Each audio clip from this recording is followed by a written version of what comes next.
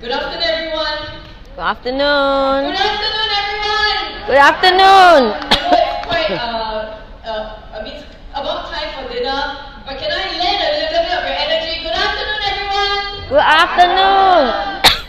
Okay, I just came up after 2 stay-home moms, combined their stay-home years that they've been at home, 10 plus, 20 over years of being at home, and yet this platform has allowed them to succeed, and not just succeed, but, to me, surpass a lot of what other working moms cannot do.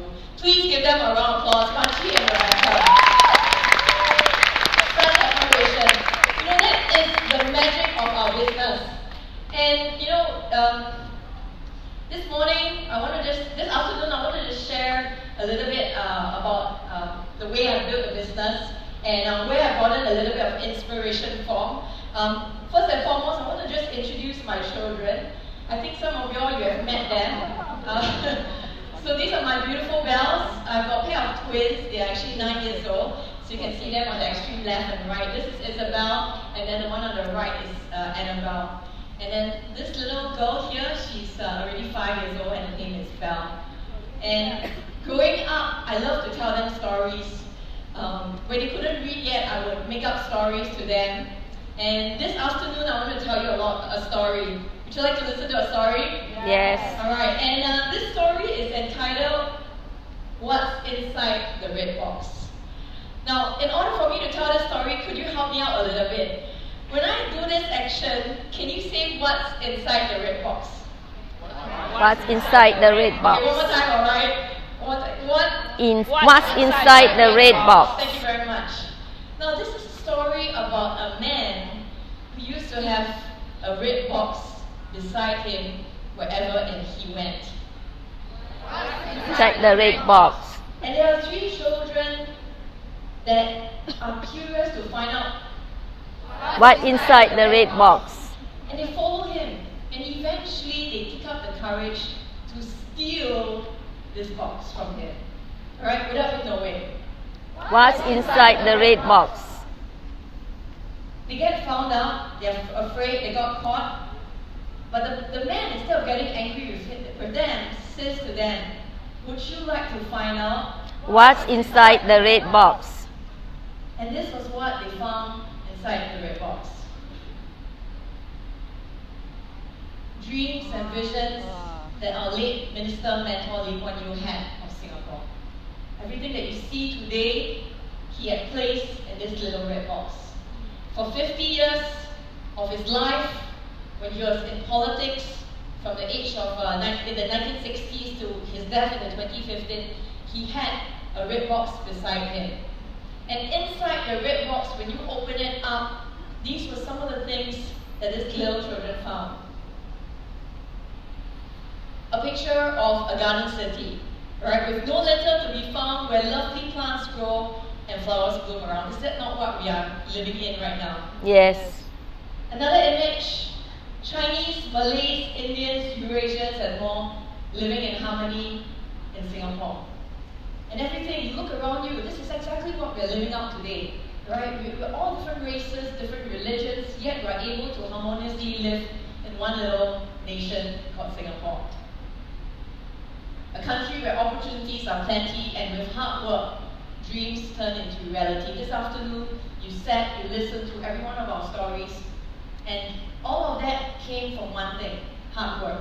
And it's been able to give us opportunities to be able to provide for our family and do so much more. This story really made an impact in my life when I first started reading it. It's a very simple book. I flipped through it, and I learned certain things from that story, which this afternoon I want to just share with you, because I found so many parallels with this story and my Jeunesse business.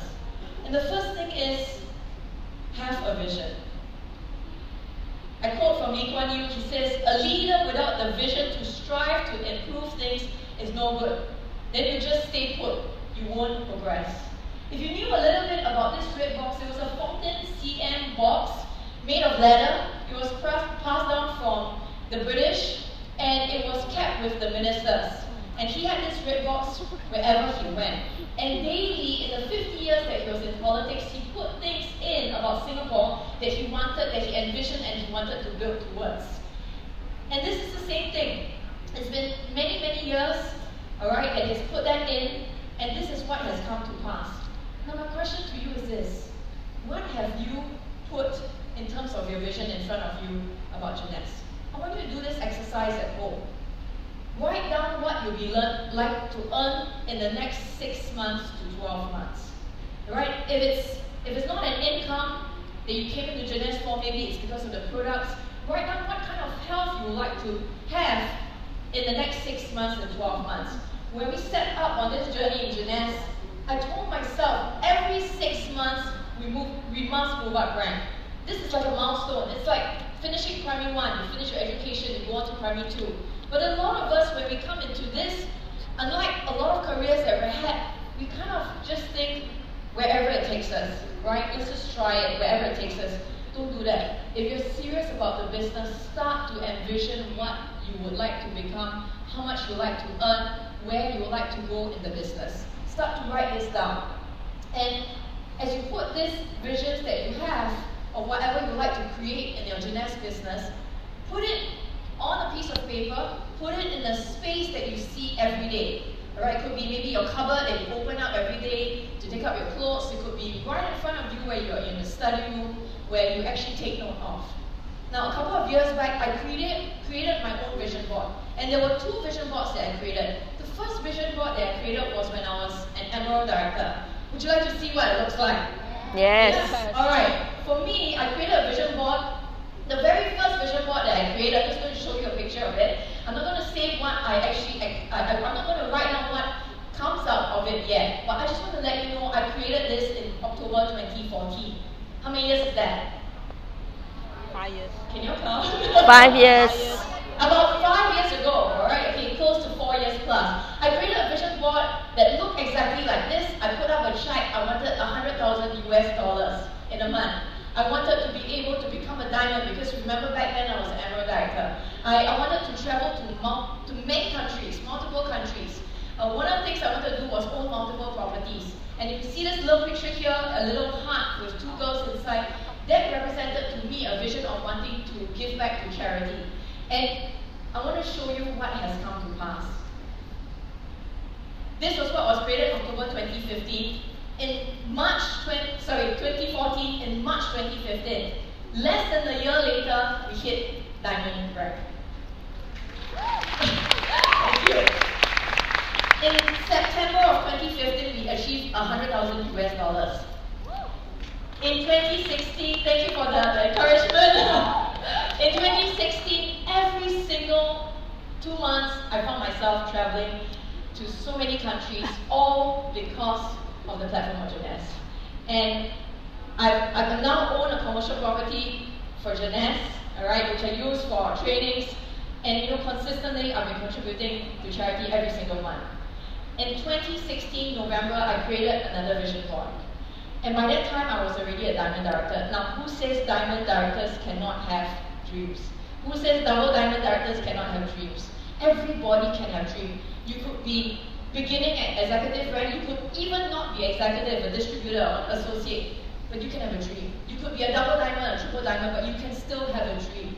Alright, it's regardless of race, alright, of religion, of how old you are. And so I started to create a dream.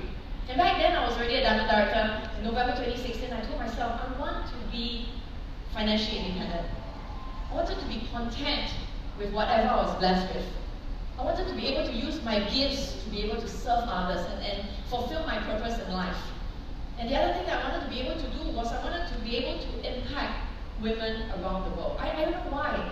I just started tearing out pictures of women, right, that were jumping out at me. And back then, I didn't have, when we started Jeunesse, that was not what we were building together with, a community of women. And so I had this vision, and I want to show you today what has happened with that. Today, alright, one of the things that I talked about back then, I had not been exercising. So one of my goals was to start exercising. Today I exercise more than 3 times a week. Alright, I've achieved financial independence. I've achieved my greatest purpose by using my gifts to serve others, and that's very fulfilling. Like what Stephen mentioned at the beginning, it's really not just about earning the money. Once you've earned the money, what do you do with that? Alright, a lot of people, they have a lot of money and they have no purpose. And that's the worst place to be in. But when you start to have income and your family is provided for, ask yourself, what can you do with your life from that point forward? And one of the things I'm thankful for everything that I've been blessed with through the platform of Jeunesse. And to me, the greatest thing that has impacted my life is for me to be able to impact and empower more women. And I've seen the community grow and expand like crazy. And I never imagined being able to, meet people like Rebecca, Christine, so many of the women out there that you're seated right here. I never imagined that my life would touch, and my story would touch all of you, to be able to start to believe in yourself that you also can build your own online business from home. Now, the next thing that I learned from this book is once you've created a vision, you need to get to work. Alright, and again, I want to quote from Jean Kuan. He said this: if you want to reach your goals and dreams, you cannot do it without discipline. You need to get to work. Alright, what are you doing in your business right now? You don't want to just give you a little bit of a background of Lee Kuan Yew. He brought his box with him wherever he went. And as a minister, a prime minister back at that point in time, he would consistently work until 3:30 in the morning. Anyone works till 3:30 in the morning? No? Okay, one. Juliana, I know you. And as a senior minister and minister mentor, he worked until 2:30 in the morning. And when the rest of Singapore was asleep, our own prime minister at the point in time and senior minister, he was in full work mode. Now the last thing that he would do before he went to bed was that he would take this red box and he would put everything that he had through the day, like if he could have seen along the expressway a fallen tree, he would write about what he would want to change and improve and put it into that box.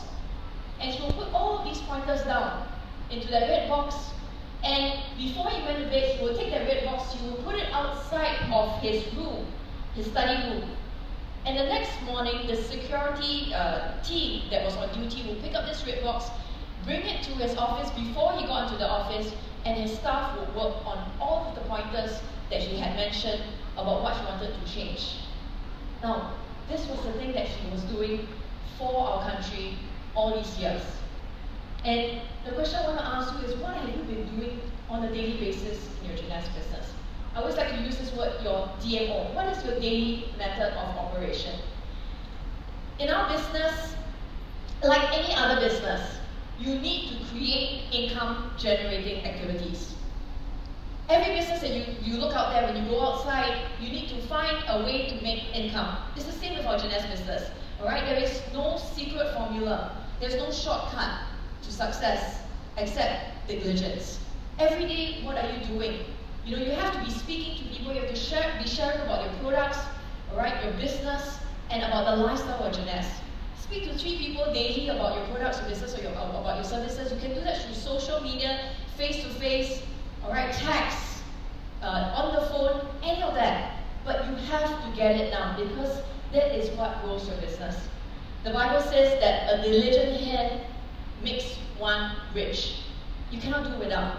When we first started the business, I remember Winston worked every single day, 6 days a week, doing presentations and coaching.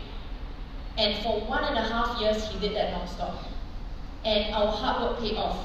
Within 18 months, we reached the rank of diamond.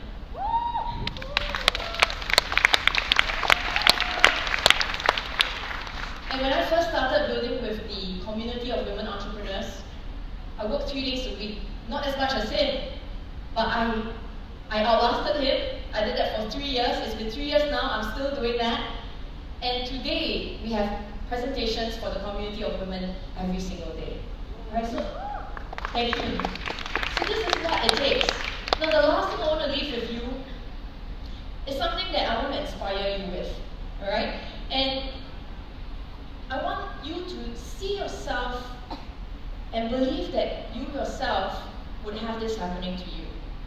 One of the things that Oprah Winfrey mentioned when she said, and she's somebody that I admire very much, she said what really changed her life is when she started to believe that it can happen for her, that it can happen for herself.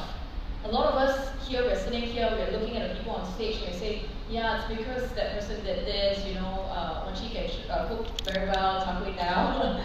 Alright, Winston is so dynamic, Stephen is able to do that. No.